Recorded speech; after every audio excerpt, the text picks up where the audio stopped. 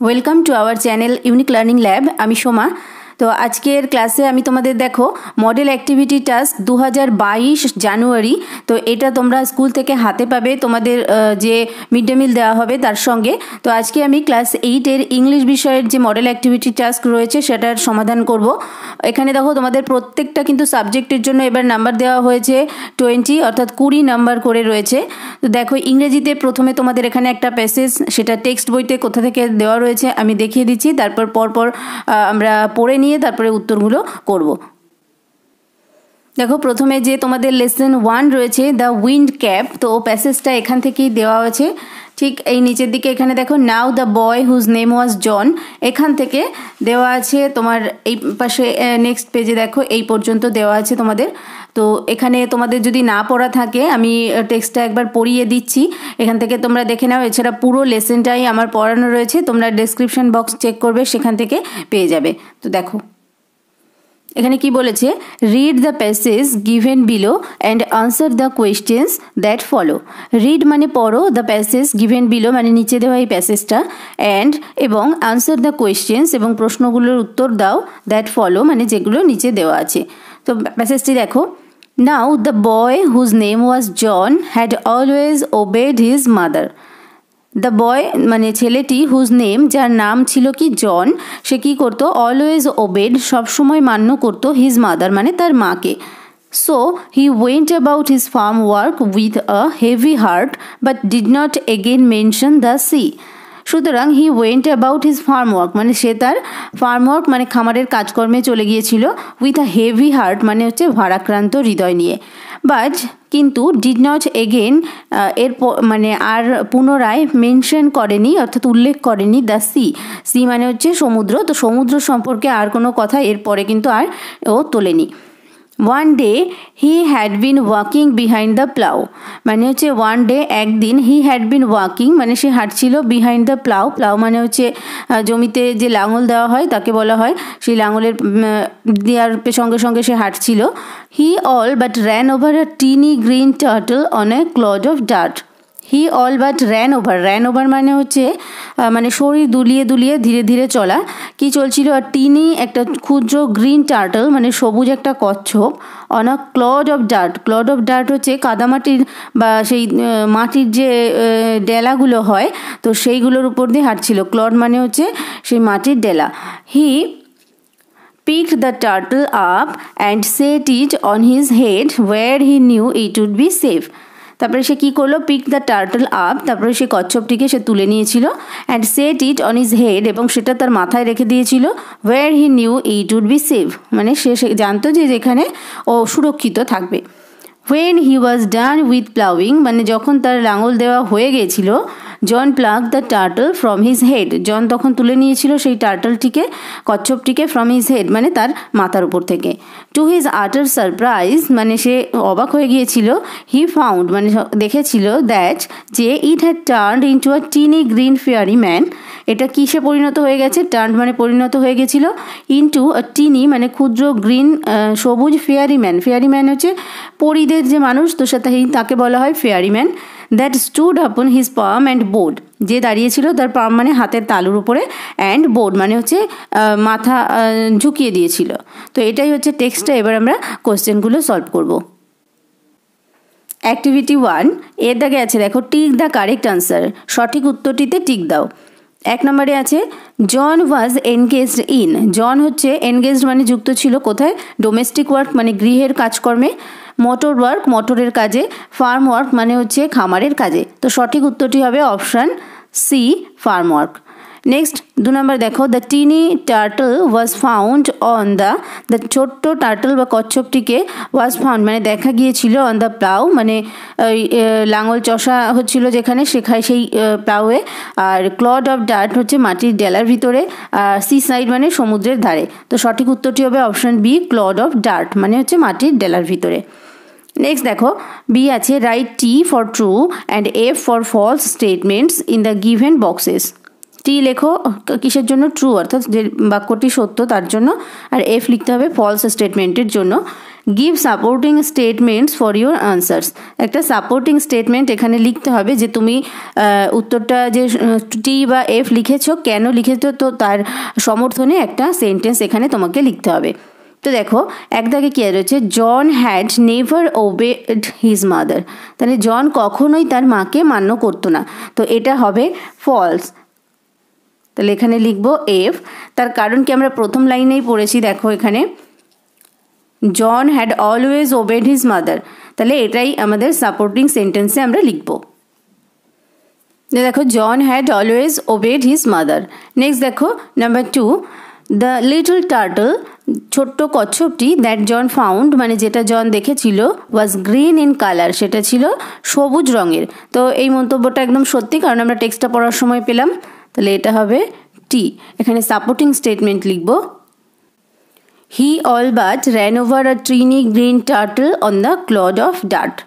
Next দেখো 3 নম্বরে আছে, the little turtle converted into a beautiful mermaid, মানে সেই ছোট্ট কচ্ছপটি টার্ন মানে হচ্ছে কনভার্টেড মানে হচ্ছে পরিণত হয়ে গিয়েছিল বা রূপান্তরিত হয়ে গিয়েছিল into a beautiful mermaid.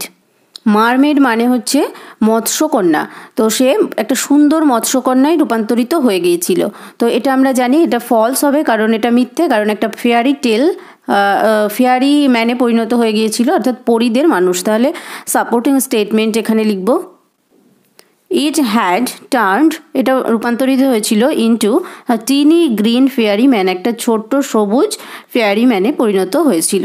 Next দেখো অ্যাক্টিভিটি 2। তো এর আগে দেখো তোমাদের নাম্বার ডিস্ট্রিবিউশনটা বলা হয়নি, এখানে 2টো প্রশ্ন রয়েছে, তো 1 নাম্বার করে, এখানে রয়েছে 2 নাম্বার, এখানে 3টের জন্য রয়েছে 2 নাম্বার করে, এখানে রয়েছে 6 নাম্বার। এবার অ্যাক্টিভিটি 2তে চলে আসছি। দেখো এখানে তোমাদের প্রত্যেকটার জন্য এখানে 4টে দেওয়া রয়েছে, 1 নাম্বার করে 4 নাম্বার। কি বলেছে দেখো, match the following words with their antonyms, match করো, মেলাও দ্য ফলোয়িং ওয়ার্ডস, নিচের মানে শব্দগুলিকে উইথ দেয়ার অ্যান্টোনিমস মানে তাদের বিপরীত শব্দ দিয়ে। এখানে দেখো তোমাদের countable nouns are uncountable nouns রয়েছে, তো এখানে হবে ওয়ার্ডস অর্থাৎ শব্দ, এবং এখানে হবে অ্যান্টোনিমস মানে বিপরীত শব্দ। ওকে, তো এক দাগ দেখো, টিনি, টিনি মানে হচ্ছে ক্ষুদ্র, সেফ মানে সুরক্ষিত, ওবে মানে মান্য করা, হেভি মানে হচ্ছে ভারী, ডিসওবে মানে হচ্ছে অমান্য করা, লাইট মানে হচ্ছে হালকা, হিউজ মানে হচ্ছে বিশাল, আর হচ্ছে আনসেফ মানে হচ্ছে অসুরক্ষিত। তাহলে টিনি মানে ক্ষুদ্র, তাহলে টিনির সঙ্গে ম্যাচ হবে হচ্ছে হিউজ, তো টিনি হচ্ছে হিউজ। নেক্সট হচ্ছে সেফ মানে সুরক্ষিত, তাহলে তার অপোজিট অর্থাৎ বিপরীত শব্দ হবে আনসেফ, আনসেফ। ওবে মানে হচ্ছে মান্য করা, তার বিপরীত অর্থাৎ অ্যান্টোনিম হবে ডিসওবে, এটা এখানে ডিসওবে। হেভি মানে হচ্ছে ভারী, তার বিপরীত শব্দ হবে হচ্ছে লাইট।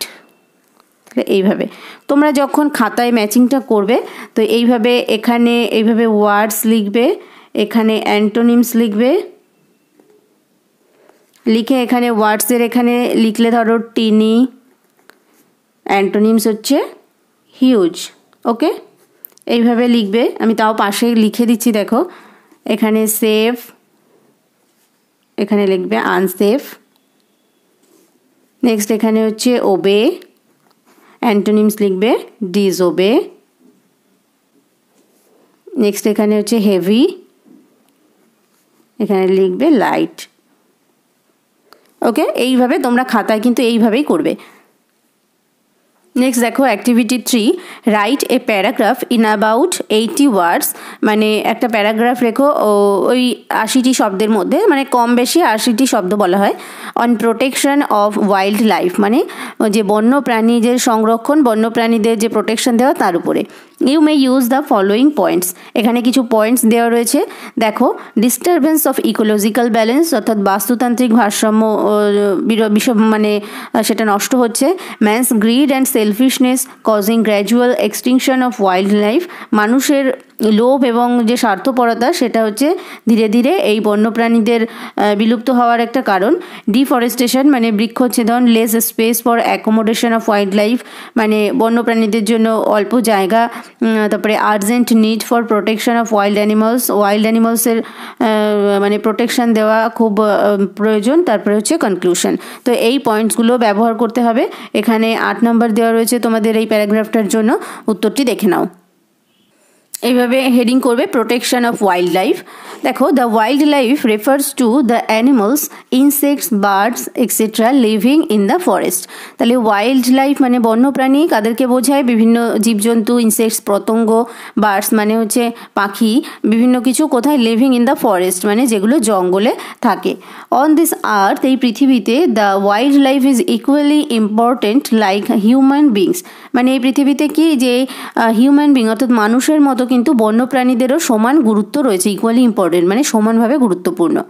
বাট আনফর্চুনেটলি, কিন্তু দুর্ভাগ্যক্রমে, the wildlife on this earth, এই যে পৃথিবীতে যেই বন্যপ্রাণী, ইজ অলওয়েজ ইন ডেঞ্জার, মানে সবসময় বিপদের সম্মুখে রয়েছে, অ্যাজ যেহেতু উই দ্য হিউম্যান বিং, এই যে আমরা অর্থাৎ মনুষ্য প্রজাতি রয়েছি, তারা কি করছি?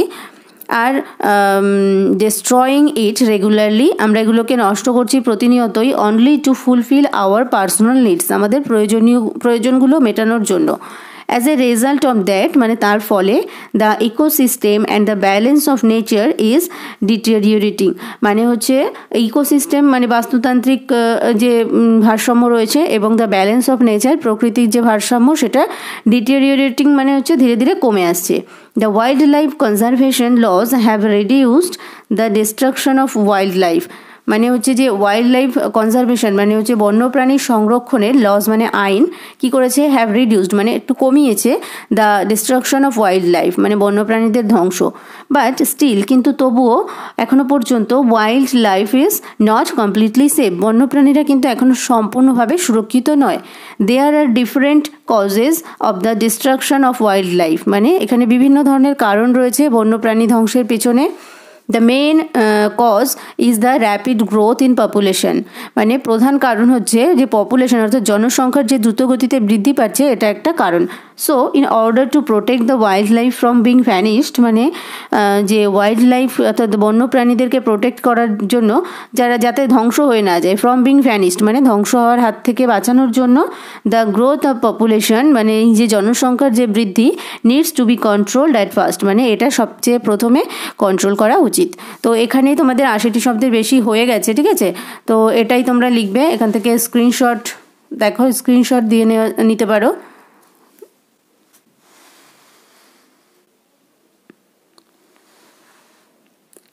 ওকে, তো এটাই ছিল তোমাদের জানুয়ারি 2022 এর ক্লাস 8-এর ইংলিশ বিষয়ের মডেল অ্যাক্টিভিটি টাস্ক। সমস্ত মডেল অ্যাক্টিভিটি টাস্কগুলো তোমরা এই চ্যানেলে পেয়ে যাবে। চ্যানেলটিকে সাবস্ক্রাইব করে নিয়ে অবশ্যই পাশে থাকা বেল আইকনটিকে প্রেস করে অল করে রেখো সমস্ত ভিডিওগুলোর নোটিফিকেশন পাওয়ার জন্য। আর আগে থেকেই যারা সাবস্ক্রাইব করে নিয়েছো তাদেরকে অসংখ্য ধন্যবাদ। তো দেখা হবে নেক্সট ভিডিওতে।